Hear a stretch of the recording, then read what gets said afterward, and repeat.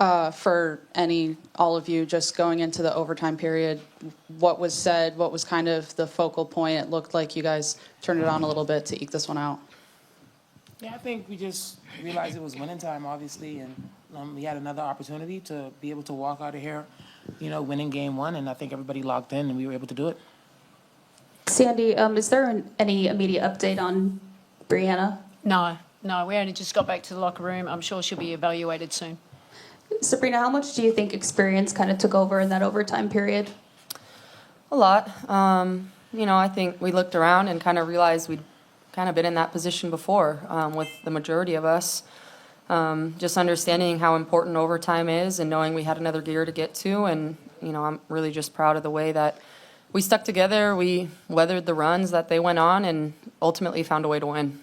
Sandy, you kind of knew that this was going to be a slugfest coming in or blow by blow, but just what did you think about the way that the game went down today? Yeah, very physical game. It was really hard to get from A to B,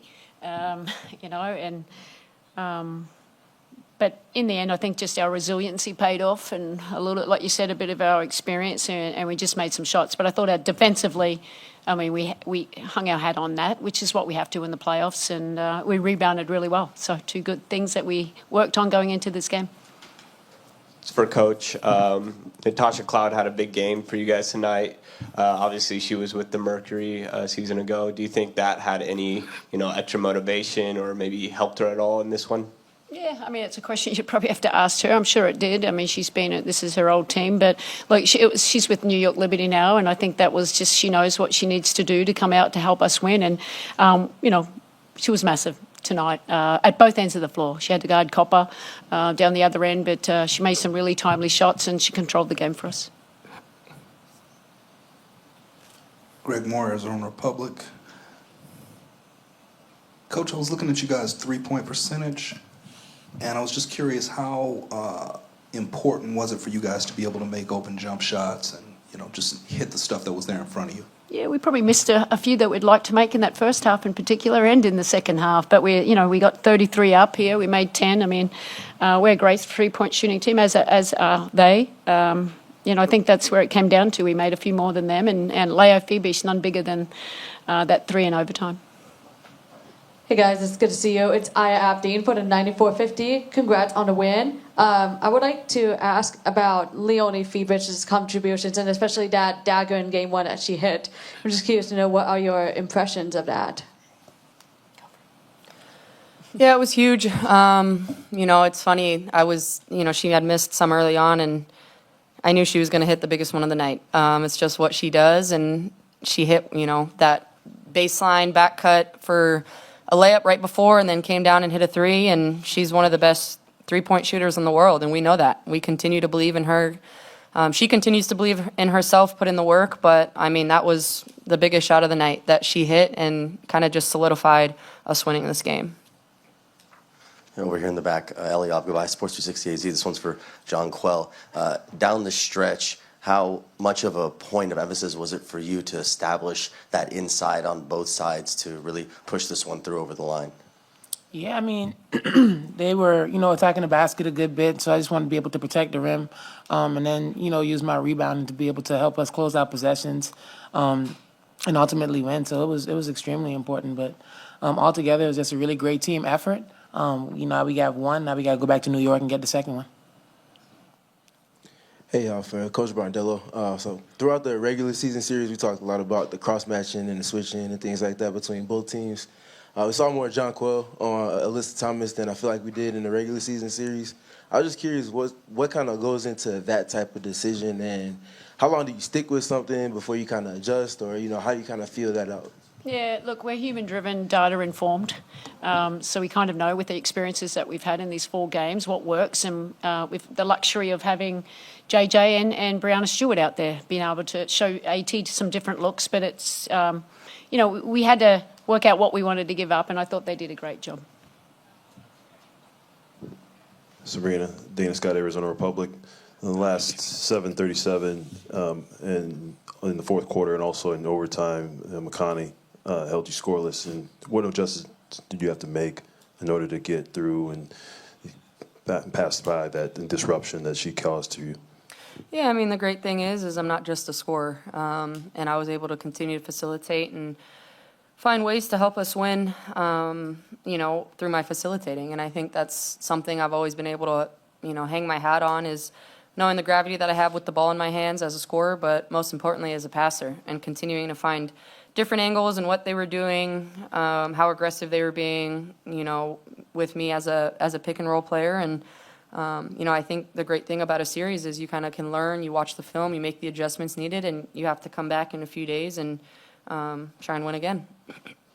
Jonquel, Hayden Silly with Clutch Points. First off, nice to meet you. Nice to meet you too. So everybody talks about the mental fatigue of the playoffs, but I'm just curious about the physical fatigue, especially in a game like this where a lot of fouls are being called. There's a lot of bodies in the paint. Just how do you guys sort of stay physically ready throughout a game like this where it is as physical as it is?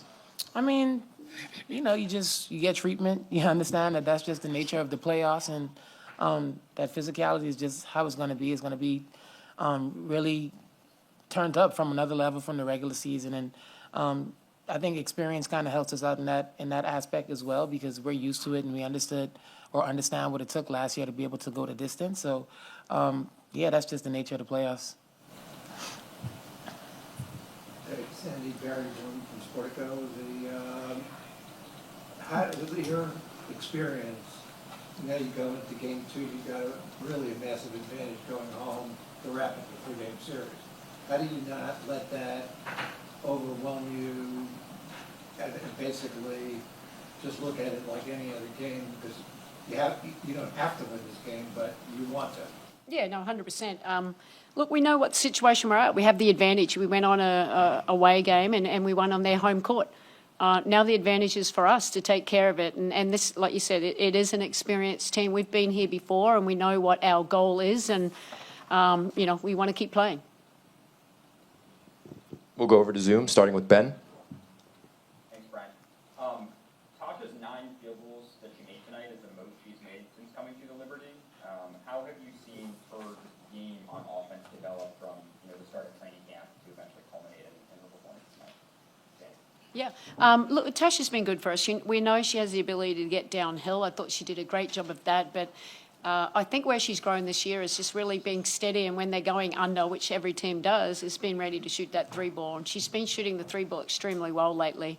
So it's a luxury we have. We obviously have Sabrina as a handler. We have, Tash as a handler. We can have Stewie as a handler. I think that helps. But, yeah, Tash was big. She got downhill.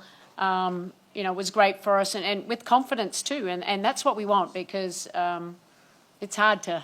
It was a physical game today. I'm quite surprised we only had 9 free throws there. Very physical game, but I think she had the advantages, and we're trying to look for her. Jackie?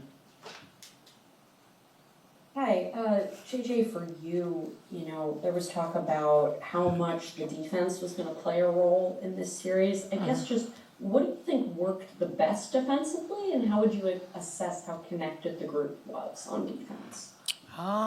What I think worked the best? I think we just were all on the same page, and I think you just alluded to it, but the connection was probably the most important thing, of rotating, helping each other, understanding what the schemes are for the game, and just going out there and executing. But I think we did a really good job, and now we got to go to New York and take it up to another level.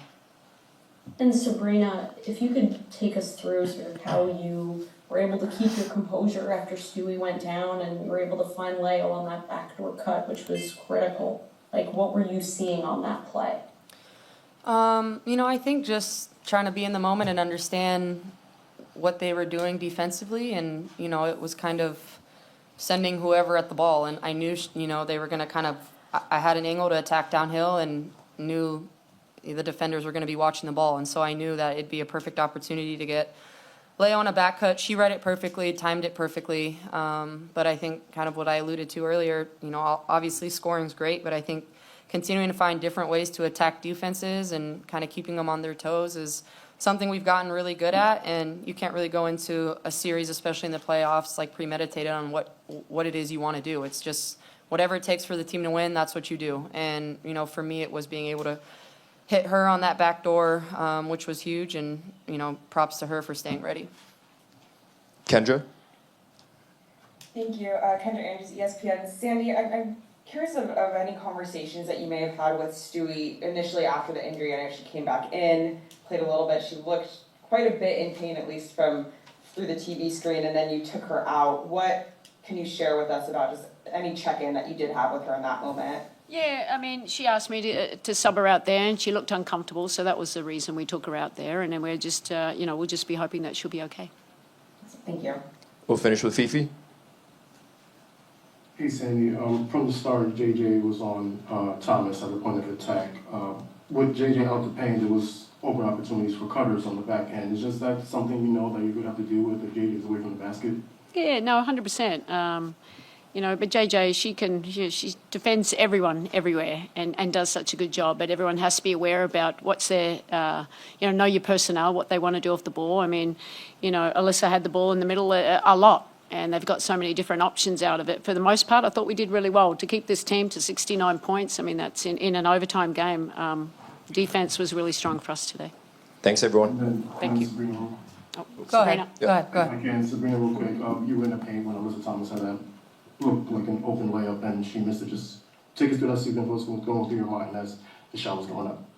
Yeah, obviously followed it, just like watched it go up, and it looked long to me. So I was just trying to kind of get a tip out and make sure she didn't kind of get another one. And obviously we had a great defensive presence inside to be able to just alter like an easy pass, an easy layup, and you got to just play till the final buzzer. And so that's what we did tonight.